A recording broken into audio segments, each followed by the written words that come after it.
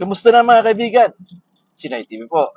Ngayong araw pala mga kaibigan ay araw ng Miyerkules dito sa Canada at day off ngayon ako sa aking full-time job pero meron akong sideline today. Ito ang paglilinis mga kaibigan. Residential cleaning at commercial cleaning. So itong pupunta ko ng mga kaibigan ay residential cleaning at matatapos ko siya sa loob ng 5.5 hours. Ayan. And after that, magdadrive ulit ako, papunta sa kabila naman, commercial cleaning naman yon. Aabutin ako ng 2.5 hours. Ayan. Ang mga sideline ko dito sa Canada mga kaibigan, diyan ko kinukuha yung mga pambayad ko ng mga bayarin, yung mga monthly bills ko. Ayan. Yan din ang bumubuhay sa akin dito. And before that, marami din ako naging sideline tulad ng cook. Ayan.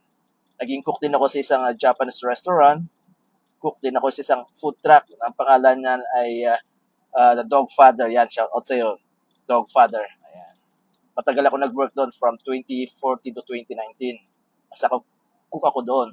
Pag may mga events, nandun ako lagi. Nag-work ako 16 hours. Ayan, haba ng oras. Ganon dito sa Canada mga kaibigan. Diskarte lang para mabuhay ka dito sa Canada. So, yun lang mga kaibigan. Maraming salamat. Magkita ulit tayo sa susunod.